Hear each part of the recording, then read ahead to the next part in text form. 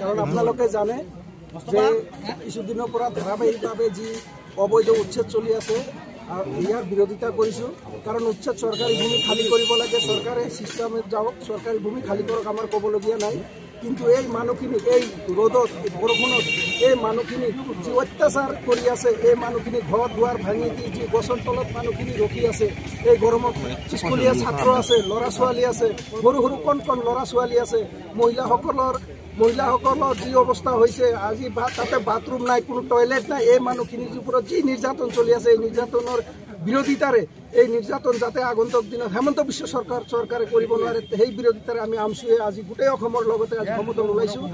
আৰু কিছুদিন আগত আপোনালোকে জানে যে বৈধ নথি পত্ৰ থকা প্ৰকৃত অসমীয়া ভাৰতীয় নাগৰিকক তেখেতসকলে যি পুছবেক কৰিছিলে, এই পুছবেকৰ বিৰোধিতা আমি কৰিছোঁ। কাৰণ যদি পুছবেক কৰিছে, যদি বাংলাদেশ আহিছে, এই মানুহখিনি কিয় লৈ আহিব লগা হ'ল? যদি সেইখিনি ভাৰতীয়ই নহয় তেনেহ'লে কিয় লৈ আহিল, ঘূৰাই লৈ আহিল? ইয়াত আপোনালোকৰ জৰিয়তে বুজিছোঁ।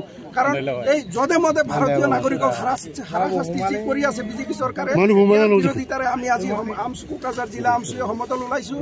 আৰু আগন্তুক দিনত এই উচ্ছেদ আৰু পুছবেকৰ দৰে এই ঘৃণনীয় কামবিলাক যদি চৰকাৰে বন্ধ নকৰে, তেনেহ'লে ইয়াতকৈ ভয়ানক আন্দোলন আমি গঢ়ি তুলিম।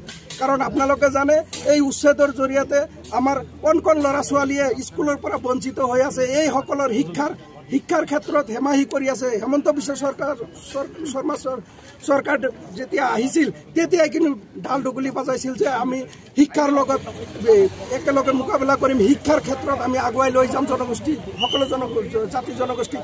কিন্তু আজি আপোনালোকে চাইছে যে শিক্ষাৰ পৰা ইহঁতক যেনেকৈ বঞ্চিত কৰি আছে, এইটো এটা জনগোষ্ঠীক নিক্ষেপ কৰি আছে। এই অৱস্থান আমি আজি এই সমদল ওলাইছোঁ।